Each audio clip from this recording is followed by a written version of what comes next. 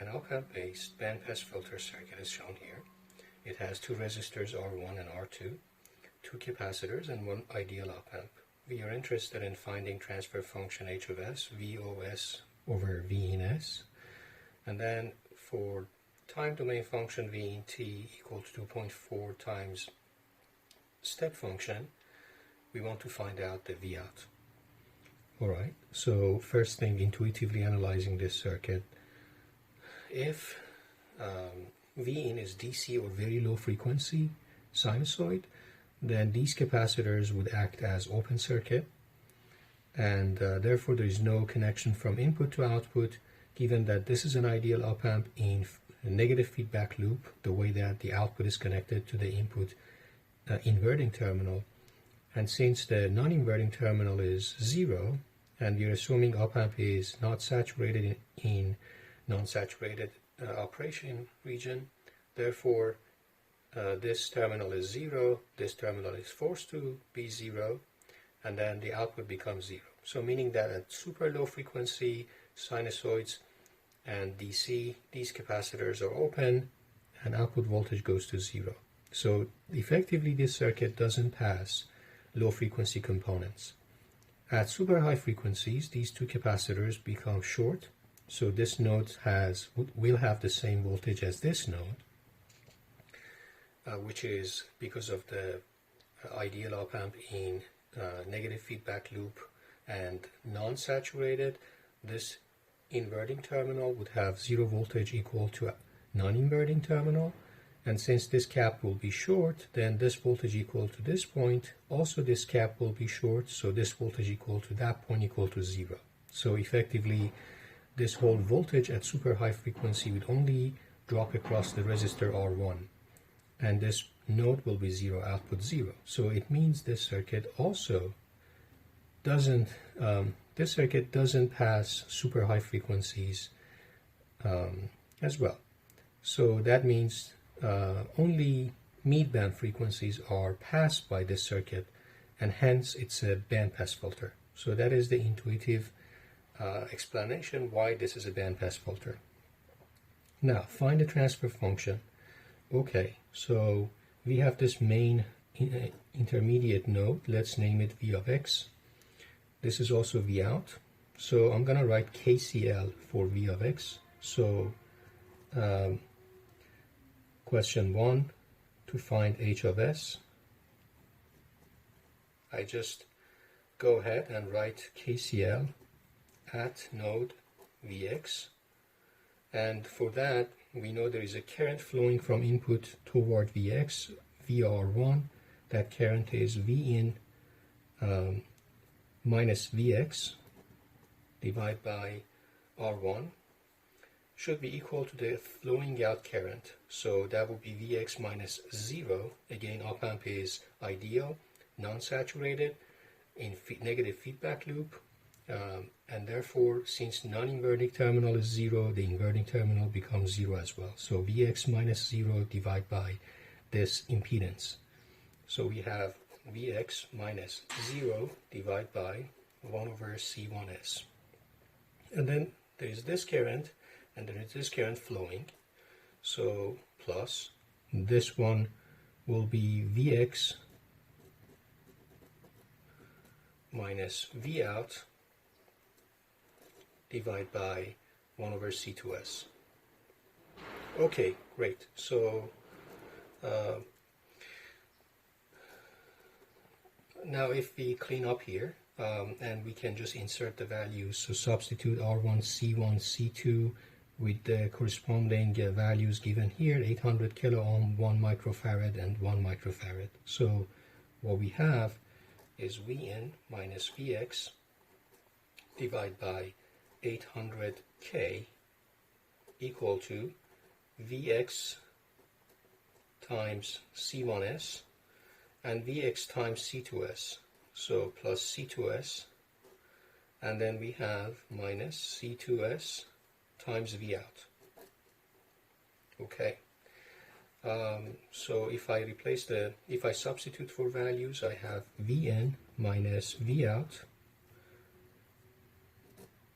equal to C1 plus C2 is 2, and then times 800K. So that's 2 microfarad times 800K. The outcome will be 1.6. And then there is an S. So S and then V of X, Vx. Minus C2 is 1 microfarad times this becomes 0.8 S V out. Okay, so sorry, this is also Vx, looking at here. So what we have then is, therefore, effectively we have, if I move this Vx to the other side, I have 1 plus 1.6 S V of X, and then minus 0.8 S V out is equal to Vn. So I moved this minus Vx to the right hand side, and then I wrote the right hand side as the left hand side, left Vin as the only component remaining on the other side. So that is my equation A1. And for equation 2, I just need to write a little KCL for this node, which is the inverting terminal of the op-amp. So KCL at inverting terminal. Okay, so current cannot flow inside the ideal op-amp because its input impedance is infinite if op-amp is not saturated, which is our assumption here. So the whole current flowing through C1 has to flow through the R2. So I can write a KCL saying Vx minus 0 divided by this impedance should be equal to 0 minus V out, the voltage drop across R2, divided by R2.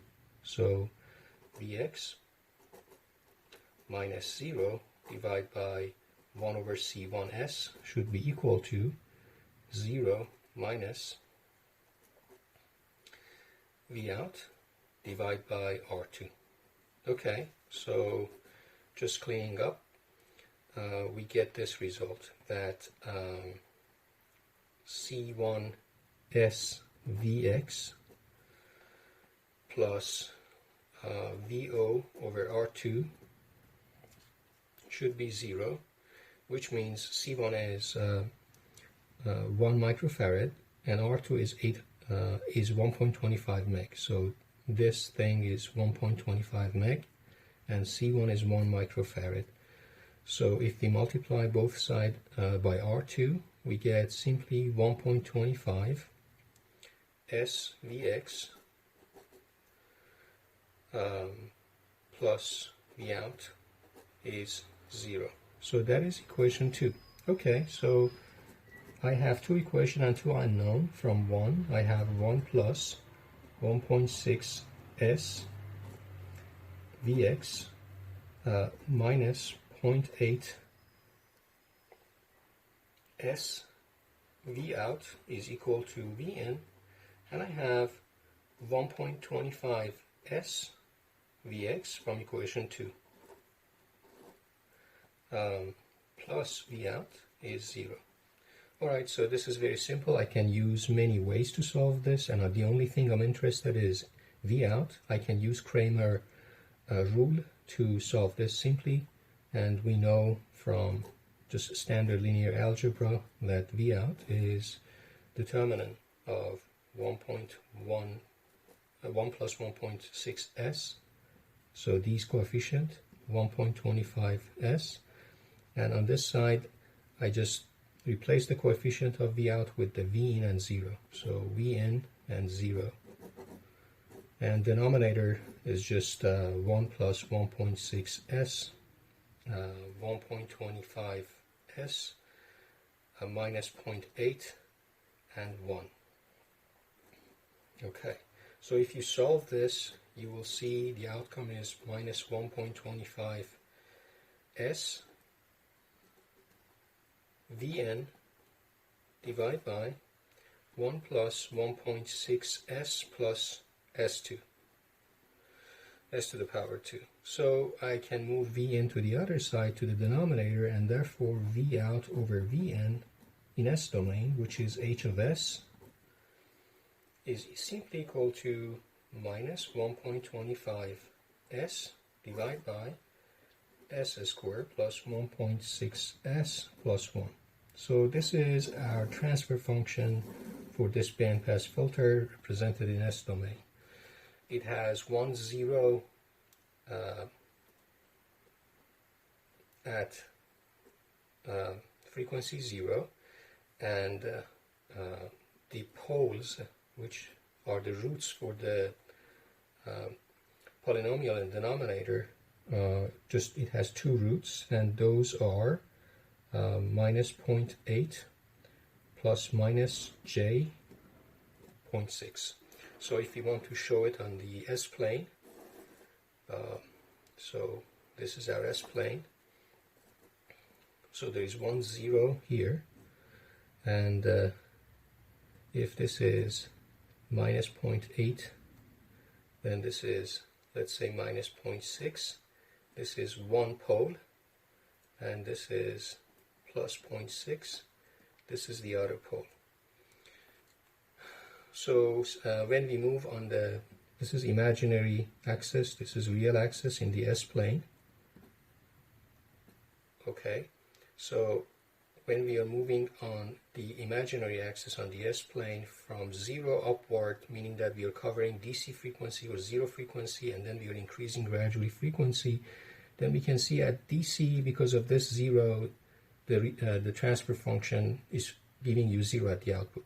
As we move away from this guy, then transfer function and magnitude of transfer function start increasing, and then as we further move away, then gradually the size of these two vectors that are corresponding to distance of the frequency from the two poles at this point is start increasing, therefore indicating that denominator is increasing, and as a result the whole outcome becomes smaller and smaller, and at super high frequency the value goes almost to 0. Okay, so this is the solution for part 1, and all the intuition explained.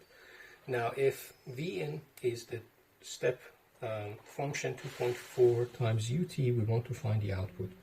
So if Vin is 2.4 ut, then we know that Vin in S domain representation is simply 2.4 divided by S, and just to find VOS, correspondingly we just need to multiply H of S by V in S, which means VOS is going to be simply just multiply this by just multiply the transfer function by this value, and you get minus 3 divided by S squared plus 1.6 S plus 1. Okay, and we already solved for the poles of the denominator. We know it has complex conjugate poles shown here. Without even trying to solving this for effectively finding the inverse Laplace transform to find the time domain equivalent, I can say, since these are our pole and the real part of the pole is a negative number, we have a decaying exponential in the time domain representation of V out, and because of the imaginary portion there is a sinusoidal response. And looking at this from here, intuitively we can say V out t should be something like e to the minus 0.8 t, and then alpha times cosine 0.6 t plus beta times sine 0.6 t, and the whole thing is multiplied by ut.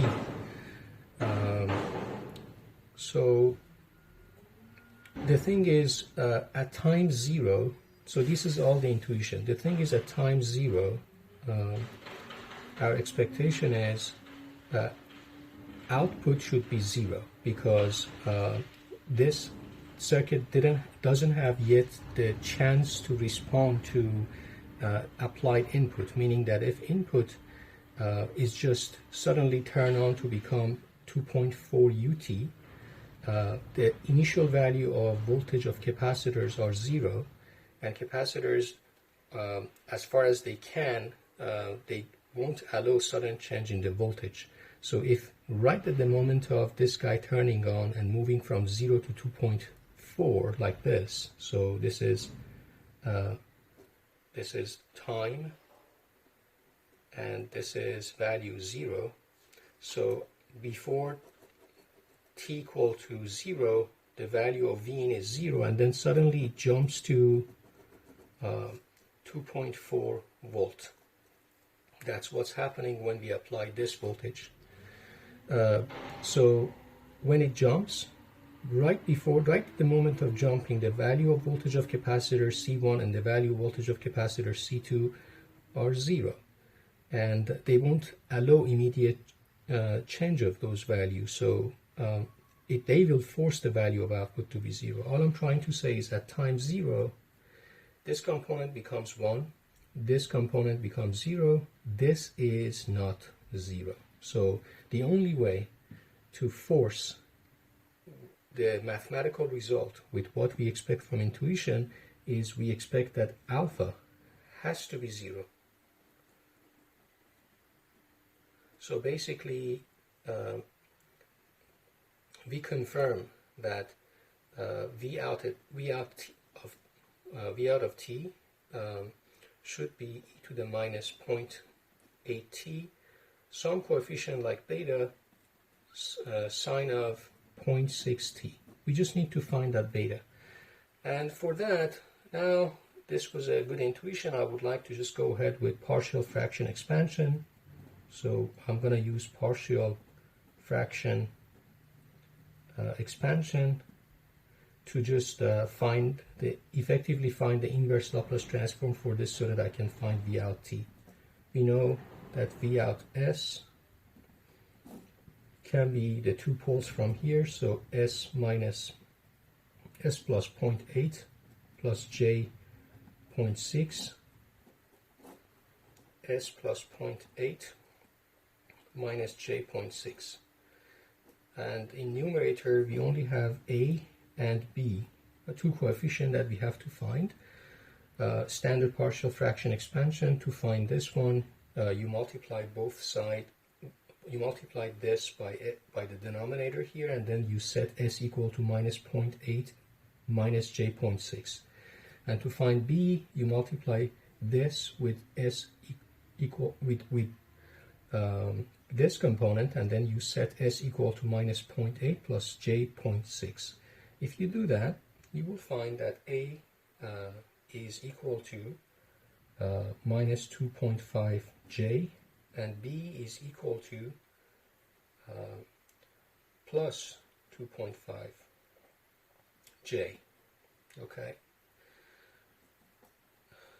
So with this, therefore, we can just simply now find V out of t. So now we're talking about time domain version of the function, as this is simply a e to the minus 0.8 t e to the minus j 0.6 t, and plus b e to the minus 0.8 t e to the plus j 0.6 t. Substituting for a and b these values, then we can simplify this thing, and you can see the outcome will become 5 e to the minus 0.8 t sine of 0.6 t ut. And to get to this, I'm using the well-known Euler equation that sine of 0.6 t is simply 1 over 2j e to the 0.6 t minus e to the minus 0.6 t. So I am using this, okay, to get from here to here. So with this, it concludes the part 2 of this question, and we see that the value of beta that we intuitively expect it to be there is 5. It's interesting that you can also use initial value theorem and final value theorem, and see that actually without even finding this, we know the initial value and final value of this function. So basically, V out at time 0, which is initial value theorem, is limit of h of s, VOS times s when s goes to infinity. It means take this and multiply it by s, and then set s equal to infinity. Of course, when you do this, numerator will be order 1, denominator will be a polynomial of order 2. When you set s goes to infinity, since order of denominator is higher than order of numerator, this goes to 0 as expected, meaning that the voltage at the output should be 0. And V out at infinity, so this is final value theorem,